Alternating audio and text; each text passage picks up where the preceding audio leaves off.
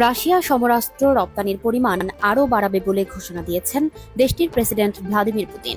শুক্রবার টেলিভিশনে সম্প্রচারিত এক ভাষণে তিনি এই ঘোষণা দেন। পুতিন বলেন, সমরাস্ত্রের আন্তর্জাতিক বাজারে নিজেদের অবস্থান আরও দৃঢ় করার জন্য এই পরিকল্পনা নিয়েছে রাশিয়া। সর্বাধুনিক ও নিখুঁত সমরাস্ত্র তৈরিতে খ্যাতি রয়েছে রুশ কোম্পানিগুলোর। বিশ্বের বহু দেশ রাশিয়ার কাছ থেকে অস্ত্র কেনে, তবে রুশ অস্ত্রের সবচেয়ে বড় ক্রেতা চীন, ভারত ও মিশর। শুক্রবারের ভাষণে পুতিন আরও বলেছেন, তাদের কাছে ক্রেতাদের বিপুল পরিমাণ অর্ডার জমে আছে। এসব অর্ডারের সর্বমোট আর্থিক মূল্য কয়েক হাজার কোটি ডলার। যেহেতু রাশিয়া অর্ডার নিয়েছে, তাই ক্রেতাদের চাহিদা অনুযায়ী অস্ত্র সরবরাহ করবে। ফলে সামনের দিনগুলোতে মস্কো অস্ত্রের উৎপাদন ও রপ্তানি আরও বাড়াবে।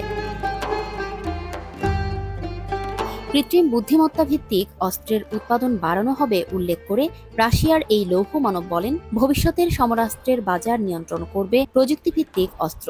সামনের দিনগুলোতে এই খাতে প্রতিযোগিতা আরও তীব্র হবে। রাশিয়া এই প্রতিযোগিতায় অংশ নিতে সম্পূর্ণ প্রস্তুত।